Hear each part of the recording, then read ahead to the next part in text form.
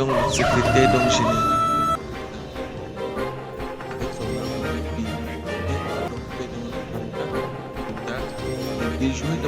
Ok. Qu'est-ce qui va donc se passer en Afrique? Comme avec vous, madame et monsieur. Rebonsoir à tous et bienvenue pour cette... 3, 2, 1, go! Ok, c'est bon. Bon!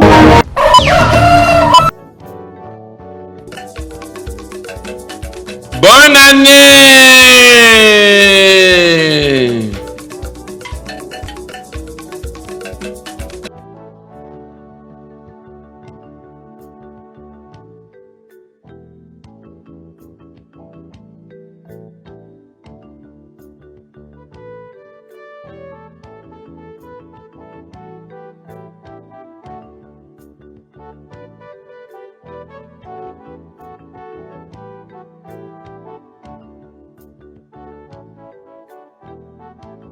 Vivant. Bienvenue sur 237 Politique, la chaîne qui décortique l'actualité politique camerounaise avec précision, sans trembler, sans détour et surtout sans prendre la chaise longue que certains aiment tant. Ici, on analyse, on révèle, on questionne. Et on met la lumière là où d'autres préfèrent poser des rideaux épais. Aujourd'hui, nous allons plonger dans un dossier qui fait vibrer les salons feutrés de Yaoundé. Un dossier qui dérange, qui inquiète, qui siffle comme un serpent qu'on voulait cacher dans un seau d'eau. Le plan de sortie, le plan de fuite, le plan B d'un régime qui semble préparer un départ en douce pendant que le peuple, lui, n'a même pas été informé de la réunion. Mais avant d'aller plus loin, prends 2 secondes et dis-moi. Si tu devais garder un seul proverbe pour décrire la politique camerounaise actuelle, ce serait lequel? Partage-le en commentaire. Ça va seulement nous aider à comprendre le climat du pays. Accroche-toi, parce que ce qui arrive maintenant n'est pas une rumeur de bar. C'est une analyse sérieuse, profonde, satirique et surtout basée sur ce qui se joue réellement dans les ombres du pouvoir. Chapitre 1, le grand silence avant la tempête. Vous savez comment chez nous, même quand la pluie arrive, les vendeuses de rue continuent de crier « frais, frais, frais », comme si rien n'allait se passer? Eh bien, le palais d'Étoudi ressemble à ça. Il chante encore, il applaudit encore. Mais derrière les fenêtres, on a l'impression que tout le monde recoue sa chemise en se demandant si la couture va tenir. Commençons par poser les vraies questions. Qui n'a jamais regardé un chef puissant et pensé « celui-là, il est solide comme un baobab ?» Puis, la semaine d'après, on découvre que le baobab a des termites dedans. Ici, le problème n'est pas seulement que le baobab puisse tomber. Le problème, c'est que ceux qui vivaient dans ces branches n'ont jamais appris à marcher tout seuls. Au palais, la règle est simple. Tant que le chef respire, la danse continue. Les ministres jouent la chorégraphie, les directeurs applaudissent, les amis se remplissent les poches, et les pauvres se contentent de regarder la scène. Sauf que quand on vit dans un système qui fonctionne comme une grande marmite chauffée au charbon, on finit par craindre la panne de charbon. Et quand la panne arrive, tout le monde regarde vers la porte en se demandant par où sortir. Il y a quelque chose d'étonnant dans cette inertie. La peur travaille silencieusement. Elle n'a pas besoin de lancer des cris, elle sait faire son effet en douceur. Ceux qui tiennent le pouvoir n'ont pas attendu d'être surpris pour commencer à mettre de côté. Ils épargnent en douce, ils multiplient les comptes, ils enterrent des économies comme des poules qui cachent leurs œufs. Le mot d'ordre, murmuré sous cape, ressemble à ceci: prépare ta valise, mais fais ça proprement. Ne vous y trompez pas, ici, la posture publique n'est pas la vérité. Les gestes de famille, les accolades, les sourires lors des meetings, tout cela fait partie d'un grand spectacle. On montre la même image que dans un mariage bien organisé. On rit, on danse, on met des habits de fête. Mais la nuit, quand les portails se referment, la famille politique prend ses précautions. Ils ne retirent pas seulement des biens. Ils retirent surtout des options, des alliés, des passe-droits. Ils veulent des cordes de secours. Et dans ce pays où la loi est aussi malléable que l'argile, il y a ceux qui savent forger les meilleures cordes. Imaginez la scène. Nous sommes dehors, sur la place publique, à applaudir un jeune qui passe, pendant qu'à l'intérieur on prépare des plans de sortie. Ce contraste donne la nausée. Car il révèle un point fondamental. Quand un régime met toute son énergie non pas à bâtir un pays mais à organiser sa fuite, le mal est profond. On n'y parle plus de routes, d'écoles, d'hôpitaux. On parle de portes dérobées, d'amitié à l'étranger, de comptes bien cachés. La politique devient une cuisine d'urgence, et le peuple, lui, doit avaler le plat qui reste. Et puis, il y a cette mathématique silencieuse qui pèse sur les esprits. L'argent qui sort du pays, l'argent qui s'envole, la dette qui reste. Au quotidien, les citoyens paient les impôts, les petites taxes, les taxis, les factures. Ils souffrent. Pendant ce temps, d'autres planifient l'exil avec la rigueur d'un comptable. Si on a appris une chose dans ce trimestre d'observation, c'est que la fuite se prépare comme une opération militaire, avec des noms, des dates et des voies d'extraction. La peur d'un lendemain sans protection transforme les comportements. Ceux qui ont les clés du pouvoir ne pensent plus en termes d'intérêt collectif, mais en termes de préservation personnelle. Et quand la préservation devient l'unique horizon, il y a une logique implacable. On se sert le plus possible maintenant. Demain, on verra. C'est une logique courte, égoïste, dangereuse. Elle pousse à vider le navire plutôt qu'à le réparer. Mais ne croyez pas que ce soit un désordre improvisé. Non. Dans ces cercles, il y a des spécialistes du calcul. Ceux qui connaissent les lois internationales. Ceux qui savent comment répartir l'argent, ou le cacher, quand le transférer. Ce sont des gens qui travaillent proprement, avec méthode. Ils savent que la réputation se lave, que les comptes se cachent, et que la fuite doit être aussi discrète qu'un chat qui descend de manguier. Et pendant ce temps, le citoyen moyen s'épuise en croyant que le système travaille pour lui. Ce qui ajoute à l'absurdité, c'est la mise en scène destinée à rassurer l'opinion. On sort un jeune à la tribune, on le montre sous les projecteurs, on le fait acclamer. On veut prouver que la relève est assurée, que tout est sous contrôle. Mais la vraie question que personne ne pose assez fort est celle-ci. Relève de quoi? Relève d'un système qui a pillé le pays pendant des décennies? Relève d'un héritage qui laisse plus de dettes que d'écoles et plus de villas que d'hôpitaux? Au fond, la peur qui règne n'est pas seulement la peur de perdre un statut. C'est la peur de perdre l'impunité. Beaucoup savent que s'ils restent, des comptes leur seront demandés. Alors ils préfèrent la fuite et la protection que seule une porte discrète peut offrir. Et quand la porte est prête, croyez-moi, on ne manque pas d'imagination pour l'utiliser. Bien sûr, il y a aussi des solitaires, des convaincus, des fidèles qui restent par idéologie ou par loyauté. Ils ne sont pas nombreux, mais ils existent. Et leur présence empêche le tableau d'être tout noir. Pourtant, la tendance générale est au repli, à la sauvegarde des intérêts privés. Et c'est cela qui transforme un gouvernement en réseau d'égoïsme organisé. Maintenant, posons-nous encore une fois la question qui dérange. Si la fuite est planifiée, qui sera puni pour la dette laissée? Qui portera ce fardeau quand les valises seront parties? Ce sont toujours les mêmes, les travailleurs, les petits commerçants, les fonctionnaires qui ont tenu le pays dans les moments difficiles. Ce sont eux qui resteront à compter les dégâts. Pour finir ce chapitre, souvenez-vous d'une chose, la peur est contagieuse, mais la vérité l'est aussi. Si les citoyens commencent à demander des comptes, si la société civile s'organise, si la presse continue de creuser sans se laisser intimider, la stratégie du silence ne tiendra pas. Ce qui est préparé dans l'ombre peut être déjoué à la lumière. Et c'est là que nous voulons vous conduire, à la lumière. Alors, avant de passer à la suite de cette enquête, dites-nous, est-ce que, selon vous, dans ce système qui prépare la fuite, il reste une place pour la réparation? La réponse à cette question déterminera si nous aurons encore des choses à défendre ici, au Cameroun. Restez avec nous. La suite va dévoiler comment les plans se mettent en place et quelles conséquences ils pourraient avoir pour tous. Chapitre 2. Le plan A. Le gré à gré pour Emmanuel Frank Biya. Quand on observe la scène politique camerounaise avec des yeux attentifs, on se rend vite compte que rien ne se fait au hasard. Ici, même quand quelqu'un éternue trop fort, il y a toujours un conseiller pour en faire une stratégie nationale. C'est dire à quel point l'apparition publique d'Emmanuel Frank Biya n'a rien d'un simple clin d'œil familial. Non, c'est calculé, c'est posé, c'est méthodique. Et surtout, c'est discret comme une voiture de ministre avec vitres fumées. On ne voit rien, mais on comprend que ça transporte quelque chose d'important. Depuis quelques mois, un phénomène étrange s'est installé. Celui que beaucoup prenaient pour un citoyen normal, tranquille dans son coin, apparaît soudain comme un soleil qu'on avait oublié derrière les nuages. On le montre, on le photographie, on le célèbre. On le fait applaudir dans les meetings comme un trophée bien poli. Mais si vous regardez attentivement, vous verrez que ce n'est pas la foule qui réclame sa présence. C'est le système qui l'offre, comme un produit qu'on tente de relancer après plusieurs années au frigo. Le gré à gré, ici, n'est pas qu'un concept. C'est une philosophie, une manière d'organiser l'avenir sans déranger le présent. On veut passer le témoin sans lâcher la main. C'est comme si on disait au peuple, voilà la solution, ne réfléchissez pas trop, on a déjà réfléchi pour vous. Et pourtant, derrière cette volonté de faire simple, il y a une complexité que même un professeur de mathématiques ne pourrait résoudre sans transpirer. Regardons le décor. Le Cameroun sort d'un long tunnel politique, un de ces tunnels où l'on se demande si la lumière au bout n'est pas juste un autre train qui arrive. Le pays a accumulé les défis, les tensions, les fissures. Dans un tel contexte, La succession à la tête de l'État n'est pas seulement une question d'héritage familial. C'est une question de survie pour beaucoup de ceux qui ont profité de l'ombre du pouvoir. Et c'est là que l'idée d'un passage en douceur devient séduisante pour ceux qui ont beaucoup à perdre. Emmanuel Frank Biya représente alors un compromis idéal pour ce cercle. Il est visible, mais pas trop bavard.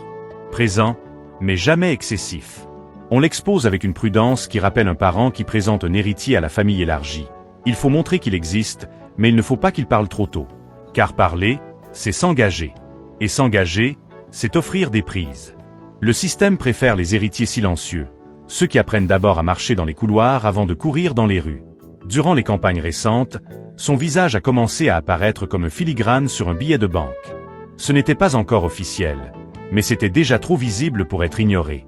Et le 6 novembre, lors de cet événement où il a été acclamé par les militants du RDPC, la mise en scène était si précise que même un réalisateur de films politiques aurait applaudi. On voulait montrer qu'il y avait une continuité, une assurance, une alternative qui rassure les investisseurs, les diplomates, les amis du régime, et surtout ceux qui, depuis 40 ans, vivent grâce à l'ombre portée du président. Mais les Camerounais ne sont pas naïfs. Ils reconnaissent une mise en scène quand ils en voient une. Ils savent quand un produit politique est emballé pour être vendu. Ils connaissent le parfum du storytelling. Et beaucoup se demandent, pourquoi maintenant? Pourquoi cette montée en lumière au moment même où l'horloge du pouvoir semble accélérer? Pourquoi cette impression que le pays prépare quelque chose sans le dire? Ce chapitre du gré à gré n'est pas seulement un projet familial. C'est une stratégie nationale portée par des personnes qui savent que leur avenir dépend de ce choix. Pour eux, Emmanuel Frank Biya n'est pas seulement le fils du président. Il est aussi le garant potentiel de la continuité d'un système qui les protège. Et tant que le système respire, il respire. C'est une logique simple, mais implacable. Mais cette stratégie repose sur une faiblesse. Le peuple n'a jamais été consulté pour confirmer s'il voulait réellement ce modèle de transmission. Le prestige du nom Biya ne suffit plus à endormir tout un pays. L'époque où les Camerounais avalaient tout ce qu'on leur donnait sans poser de questions est révolue. Les jeunes discutent, les réseaux s'agitent, tout le monde donne son avis. Le moindre signe suspect devient un sujet national. D'ailleurs, il y a un point que beaucoup oublient. L'histoire politique du Cameroun n'a jamais été tendre avec ceux qui tentent de forcer la main au destin. Les transitions forcées sont comme les fondations mal faites. Elles finissent par céder au moment où l'on s'y attend le moins. Et dans ce cas précis, le gré à gré ressemble à une pièce montée sans stabilisateur. On peut l'admirer de loin, mais si quelqu'un éternue trop fort, tout s'écroule. Et c'est bien là le problème. La stratégie visant à imposer Emmanuel Frank Biya repose sur trop de suppositions. On suppose que le peuple va accepter. On suppose que le système va tenir.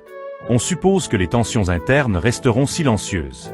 On suppose que les barons du parti vont tous coopérer. On suppose que le contexte international restera stable.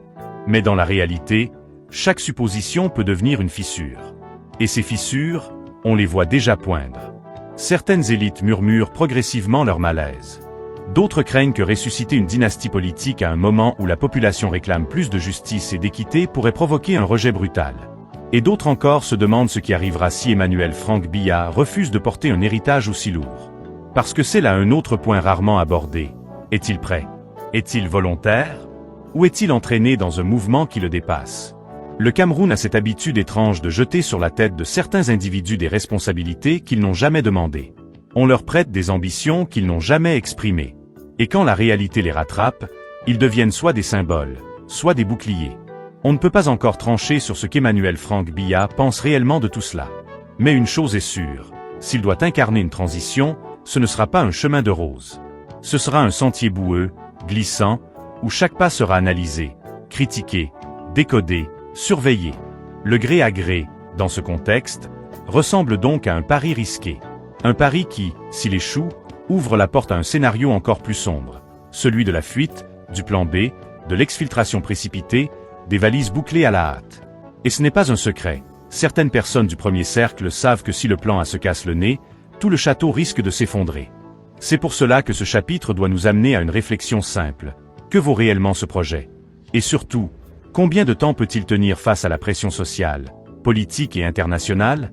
Dans un instant, nous allons entrer dans la mécanique du plan B, celui qui se prépare en silence pendant que le pays regarde ailleurs.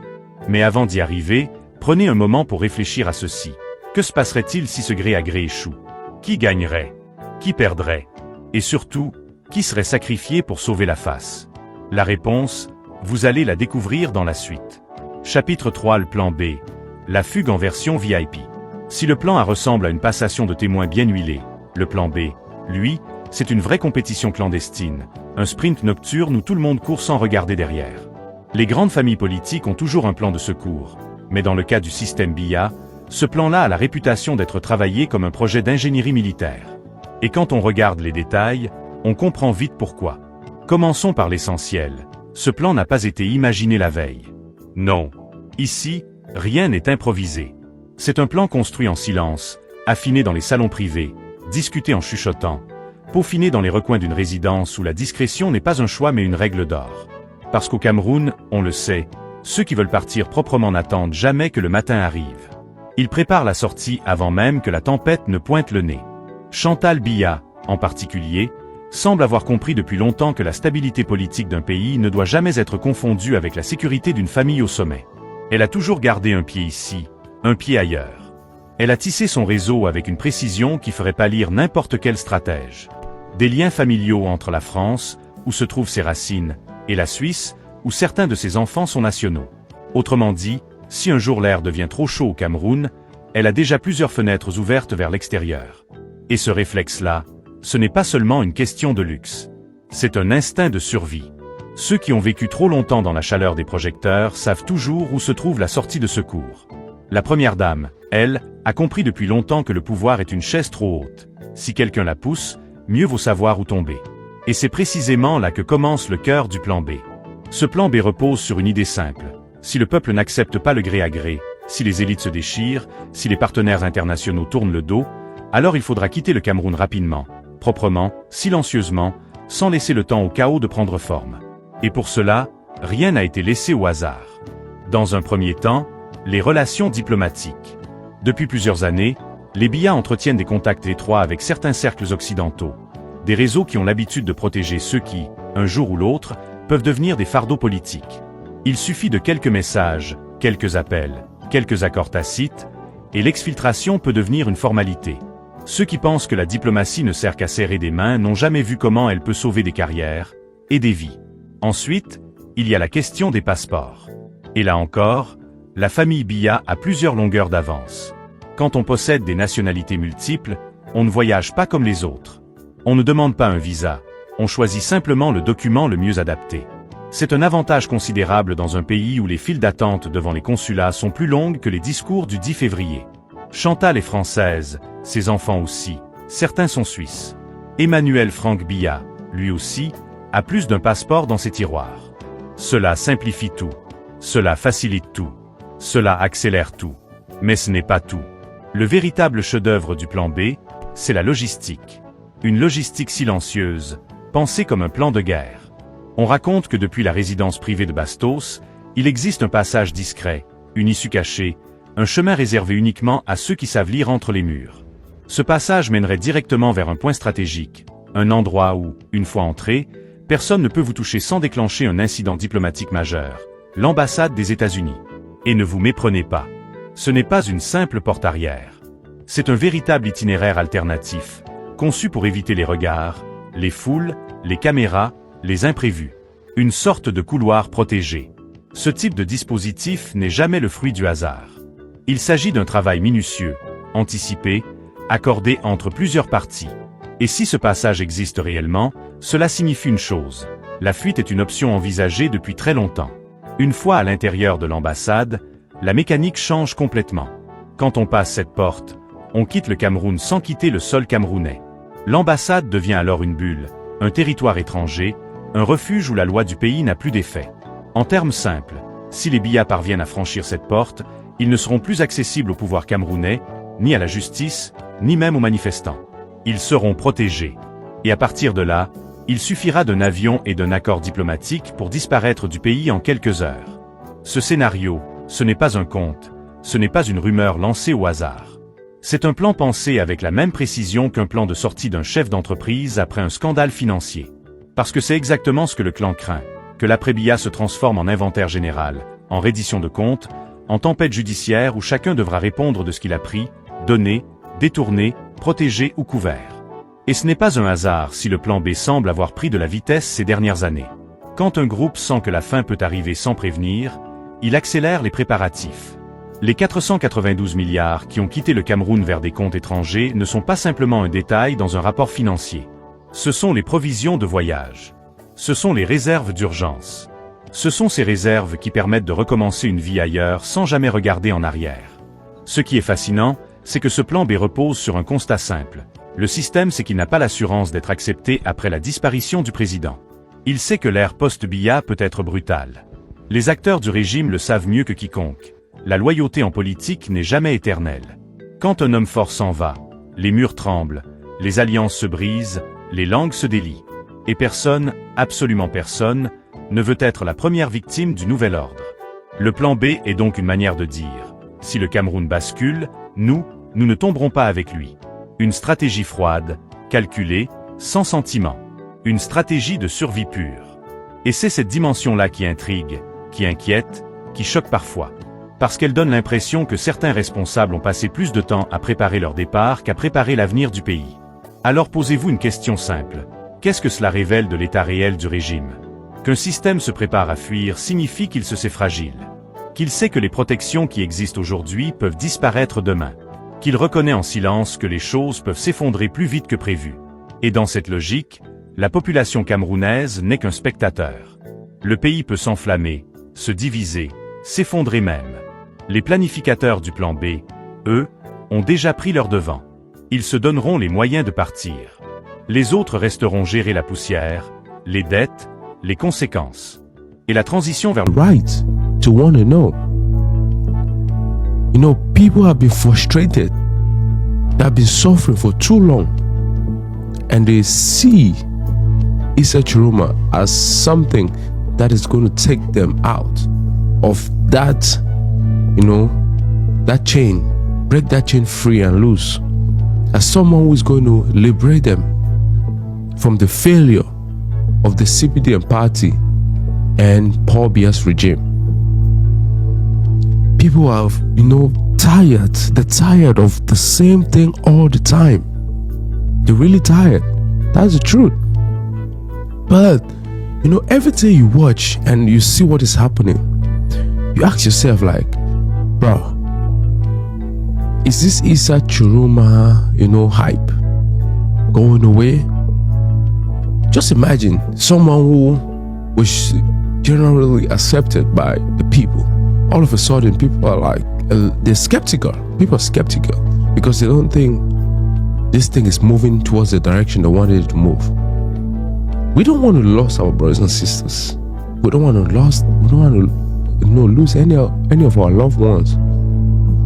Everybody wants to be intact, which is a good thing. But even in a peaceful way, there have to be a right strategy to connect with the people on ground, to make sure that they know that you're with them, that you care about them. That's what truly matters at this point in time. Is that care, that, you know, communication with them.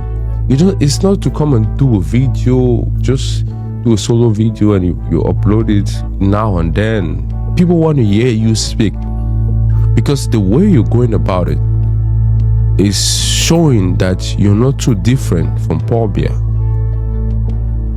And when I'm saying this thing critically, because it's good to point and pinpoint where things are going wrong, so that way we can readjust and make sure that we're following the right path towards liberating the people of Cameroon.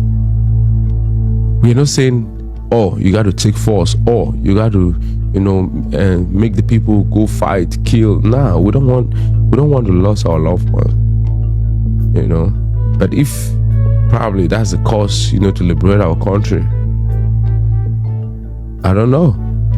You think about it. But the truth is, that strategy of just silent and then come and say something after, then maybe after 2 weeks come say something, it's not working. It's not working. Your team have to sit down and start working and say, okay, what is happening? We're losing the momentum. The people that want us to, you know, work and change this country for the better and for the good, they're slowly losing hope. So what are you doing about it? What should you be doing at this point in time? How can you connect with the people? Those are the questions you have to ask. That's what Issa Chiroma should be asking himself at this point in time. Because guess what? The regime plays the mind game. They understand that time is on their side. They understand that time is a power and a tool that they can use in their favor. Because they know that the tension, the anger will slowly die down. And they're betting on your failure. They're betting that you're going to do wrong things. You're going to take the wrong strategy. And the people are going to turn up on you and turn up against you. And that's going to be the end of this. So it will be easy at that point in time for them, to capture you. So you have to understand what is happening.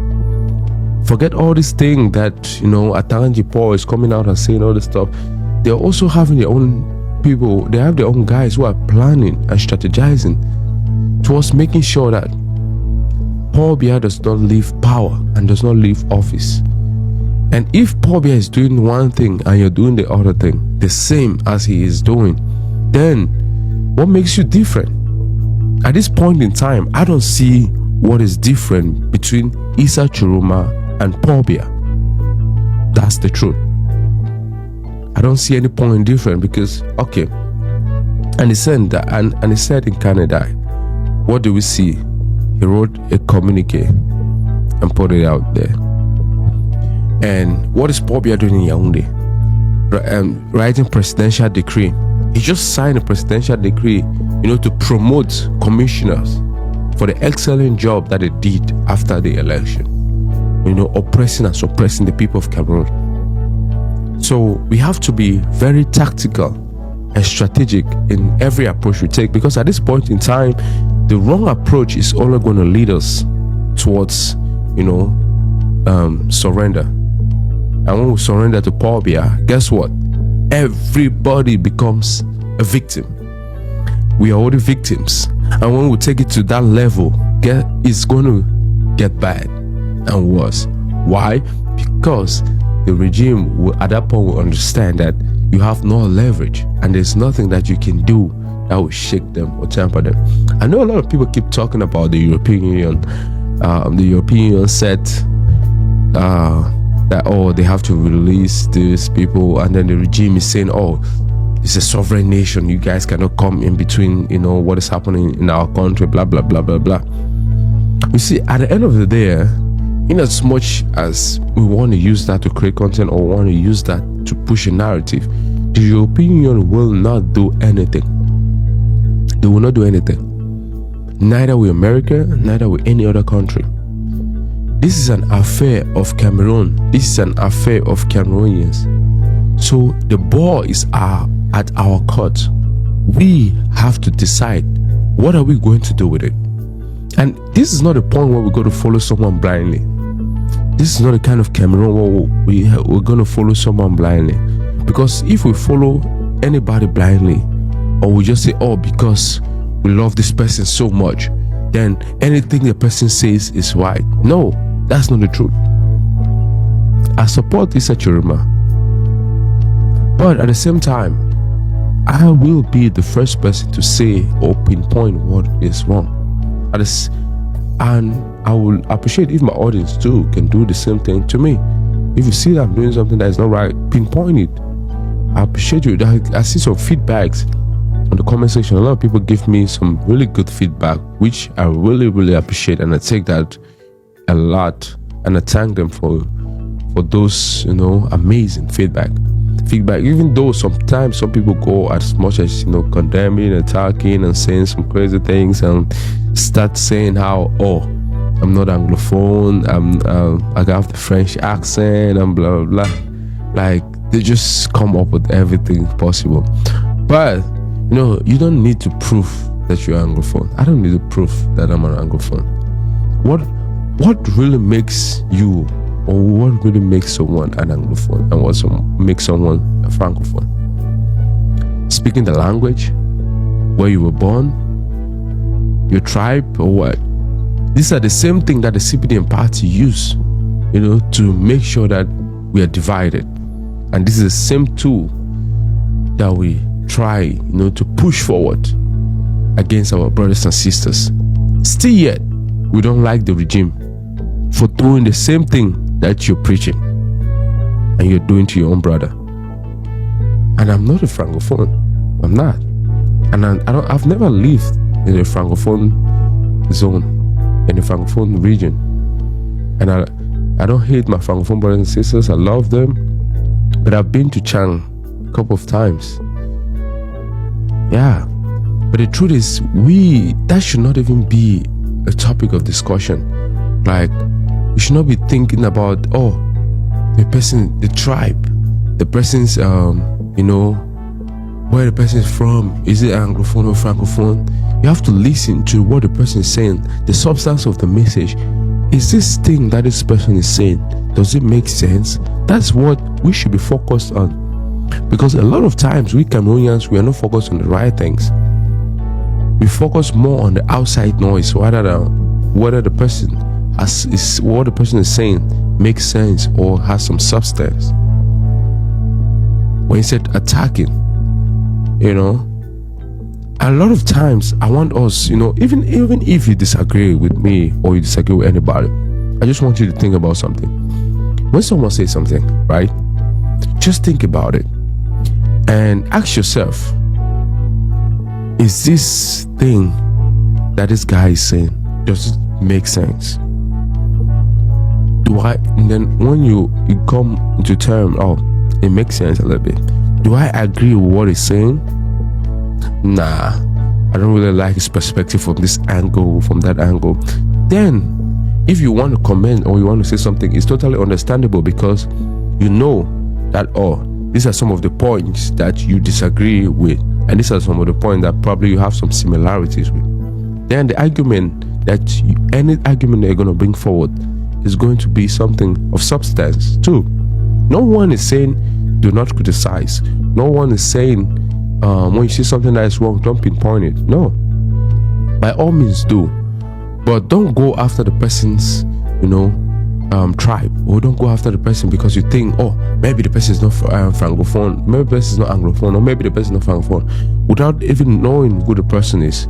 Before you want to write such comment or attack someone like that, you have to know what you're saying. And we as Cameroonians, we have to reevaluate ourselves to really understand that, are we really ready for change? Do we really want change? That's the truth. We have to ask ourselves, because the same thing that we are fighting against and the same thing that we're preaching against is the same thing that we turn to do ourselves. Yet, when someone do it, it's easy to pinpoint and say, this person, this is what they're doing. But you forget that is what you do every single day. Now, how they ever talk, say Bobolo the kosh koki, say don't tie in neck. But when you don't see Bobolo, they don't tie for all side. He laugh man, but they in bondage. That's the truth. A lot of times it's easy to point like, that person, look at what he's doing. But you're doing the same thing. Instead of looking from the same angle, that's a cry for help. I'm going through the same thing. Like, you start thinking, what can we do, to change this? But before I want to tell that person that, this is a wrong thing, I start from myself. I'm like, I got to adjust it. So that way, I'm not telling the person, this is a wrong thing to do, but I'm also giving the person the strategy, the solution. This is what happened to me. I was doing the same thing, but I changed based on some of these actions, some of the action I took. And this is my reality. I'm just sharing with you. Maybe it might help. When you're saying something like from that perspective, it changes the whole, narrative. Because we Cameroonians, we always find a way to bring our brothers down, thinking that our brothers going down will make us go up. But that's not how it should be. There's a difference between, pointing out or giving positive criticism and trying to bring someone down. You see, the world is vast and the opportunity are endless. opportunities are endless. Nobody will come and hinder you from progressing. You can progress. Everybody can make it. There's room for everyone. There's money for everybody. You don't need to put all your energy towards bringing someone down, bring another man down, because you think that person going down, you're gonna go up, and you going up, you're gonna feel like, oh, you the talk of the town. You only want to be the only person that is successful. Now, we have to go past that. This kind of Paul Biya mentality should end, and it has to end, because if we continue like this, even if, let's just say, let's put a positive situation that happens. We wake up tomorrow, right? Paul Biya is no longer the president of Cameroon. Issa Bakari becomes president, and we are acting at the same level of thinking that we have right now. You're not going to go anywhere. Why? Because it's difficult and it is impossible to change somebody. Change comes from within. That person have to decide to change, and they have to decide, to take actions that are going to improve themselves. Because you can force a camel to the stream, but you cannot force that water down its throat. You cannot. And that's the truth. So, in as much as each and every Cameroonian want change, we have to ask ourselves, are we truly prepared? Are we truly ready for change? Do we deserve change at this point in time? And if so, what are we doing, to attract change in our lives first, before the country? So it's all about caring about your brothers and sisters, making sure they're good. You're not trying to envy somebody. You're not trying to bring your brother down and stuff like that. If you come out and say something that you think your brother should improve on, it's a different argument, and it's a good thing. You're saying it in the place of love, and the way you're going to present that message will be different. When you're saying something with hate, you're saying something with envy, the way you present the message, the emotional reaction is different. And the person who is receiving that information can feel it. They might not say anything to you. They might not say, oh, yeah, you're saying this thing from the point of hate or blah, blah, blah. No, they might just, make it as if they're listening, or they're hearing to what you're hearing. They're hearing you, but they're just like, bro, in their mind, this guy envies me. He is jealous, it's stuff like that. We have to celebrate our brother's success. Celebrate it. Because your own turn is going to be tomorrow, or your own turn might be later today. But if you envy somebody, you might miss out on the opportunity, because you never know who you're ever talking to. Never know. Do not underestimate anybody. Don't. Sometimes, and also know how to use your time. Sometimes it's difficult to talk to everybody. Have your valuable circle, making sure that that's a mastermind group that are going to elevate and uplift you. Because if we are serious for change in Cameroon, we have to have the right mindset, and we have to build the right frameworks that will sustain that change. And if we want to resist this regime, we have to have the right strategies. Because if we are using the same level of thinking that brought us into this mess, and Paul Biya is using, then we are deceiving ourselves. And that's the truth about this thing. It's something that everybody have to take seriously, but at the same time, we have to understand that there's a massive and big task ahead of us. So before we say we want to take another step forward, we have to ask ourselves, are we truly prepared for it? And if we decide as a people that, yeah, we are prepared for it, and this is a step that we want to take, then you have to make sure that your character is good. Your character is not bad for the revolution. It's not bad for society. It's not bad for our community. You have to search yourself, because some people have a price, you know, to sell their consciences. They don't care. Especially when something is heated up like this, they'll be like, nah, which people? Why should I be caring about the people? They're going to sell the country. They're going to sell their conscience. They're going to forget about the people suffering. They're going to forget about, and what are they going to think about? They're going to think about themselves. And when it gets to that point, then we lose focus, we lose perspective, we lose all the right things that we needed, you know, to push us forward. And as youth, we are going through a lot. We're going through a lot. We've been suffering. You know, you see a lot of youths with master's degree, PhD, bachelor's degree, and they can't find a job. They can't find, you know, a framework to create job opportunities. They cannot find a good financing, even if they have an excellent plan or excellent framework or excellent idea to execute. They can't find good financing because the way the system is set up for some families to succeed. It's set up for some, you know, people. But I want to say this thing: in as much as the system is not fair, trust me, there are opportunities that you can capitalize on and make sure that you are in a better position than you find yourself. One thing that we as Cameroonians do a lot of the time is we are easily defeated.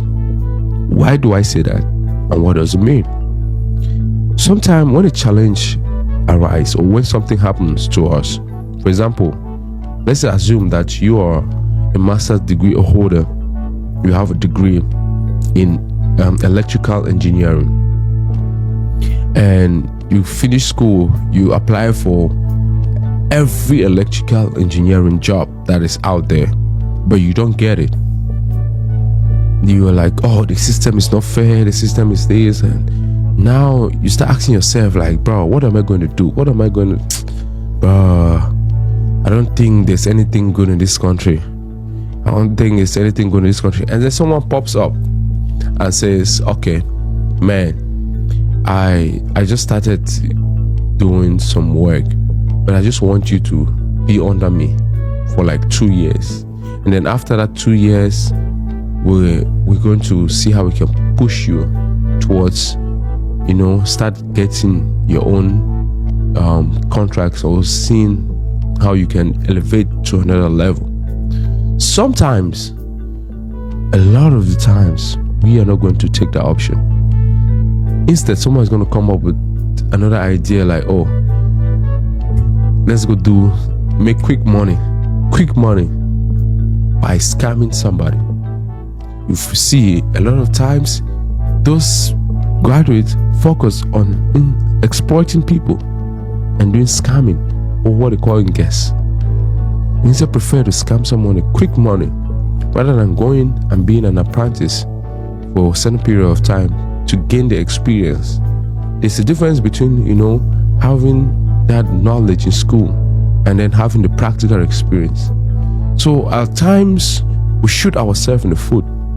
We don't want to focus on the right things because we feel like, oh no, I have a degree, I have a PhD, I have a master's degree, so why should I go and be listening to someone like this? Why should I go and be an apprentice? Why should I go? But you forget to understand that in order for you to succeed in life, you have to start somewhere. And that's the truth. You have to start somewhere. And guess what? Okay, probably, maybe that's not a place you want to start, but bro, in anything you do, you have to make sure that it is on the principles. You have some foundational principle. Exploiting somebody, yeah, you're going to have the money. You're going to exploit someone, get money. And what are you going to do with that money? You spend it on girls, on drinks, on some things that doesn't really make sense. At the end of the day, what are you doing? So yeah, this is a point in Cameroon history where we all have to sit down, come together. Not only Issa Chiroma Bakari. I understand that Issa Chiroma Bakari is the leader right now, but we all have to come down, sit down, ask ourselves, like, what do I need to do for myself that will impact my future? What do I need to do, for my community that will help uplift my community? What do I need to do to liberate my country that is going to put the next generation in a better position? We all have to ask ourselves that, and that is being patriotic. It's not about supporting poor Biya. It's not all about supporting Issa Chiroma blindly. But the thing is, we have to think about what is in the best interest of the country, what is in the best interest of the next generation and the young generation that we have at this point in time. And if you think that poor Biya is the solution, which I doubt that anybody who really sit down and critically evaluate will come to that conclusion. But the truth is this: we have to start asking ourselves this question and thinking and evaluating how we're going to make this country better. Because one person cannot do it. That's where I'm heading to. Issa Chiroma by himself cannot do it. I know I started the video by saying Issa Chiroma is failing, but see how I'm ending it. He cannot do it by himself. In as much as some of the strategies that he's taking are questionable not in a bad way, but in a sense that he's not, taking the decisions or making some statements or coming out to connect with the people at a certain time. People want to hear from him, but they want to understand how he feels. They want to understand, like, is he okay? Like, what? Because this period in time has been difficult for him. He's only going to be a mean person that is going to be thinking that, it's so easy, and he can come out and make statement because he's in Gambia or it's been tough. They've been out for his life, even as he's in Gambia, like that. The Cameroon government are not sleeping. They're trying as much as possible to still get to him. So it is tough to be in that position. It's tough. So what we can do is we can only pray for him and support him from a distance. But at the same time, if he says something that is wrong, we come and evaluate. If he says something or he do something, the strategies are questionable, we have to talk about it. Because we want a country that is better. We don't want a country that's going to be like poor Biya. Poor Biya has made it. You see how everything is so messed up. People just feel entitled. Entitlement everywhere, left, right, center. People just feel entitled. Because I was born by because my father is poor Biya, I have to be the CEO of Sonora. Because my father is a Tangaji poor, and I have to be the general manager of Brasseries. Because no, it should not be like that. It should not be like that. We have to evaluate ourselves, because if most of the time we are the problem. We are the problem. One time we will say, we want to do this strategy, but when we agree, okay, let's do this thing, you will realize that 60% we work on, we do it, 40% will not. We cannot say we want change, but we are not working together. It cannot work. It's not possible. You see, think about it. It's not, and that's the truth. So we have to sit down and really evaluate ourselves and think about, what can I do to make this country better? What can I do to build myself, make myself mentally prepared for the future that I deserve? But at the same time, I'm taking actions every day to get to that level. Together, we can do it, but one person alone cannot. That's the message I have for you today. I just had to share with you what I've been thinking. I hope it helps somebody. I hope it's great. I hope you can share. I hope you can like. I hope you can subscribe. But thank you, nevertheless. I really appreciate you, and see you in the next video. Au revoir. Bye-bye.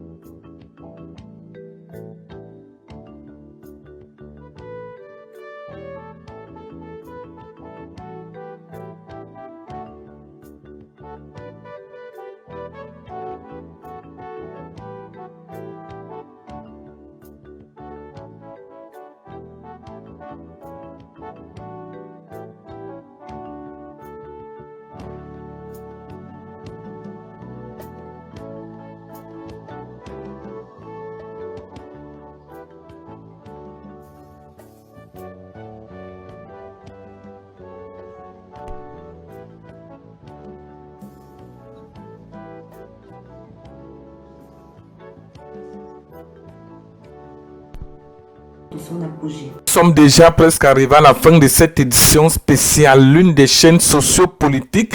Alors, bienvenue donc pour la prochaine. Bon!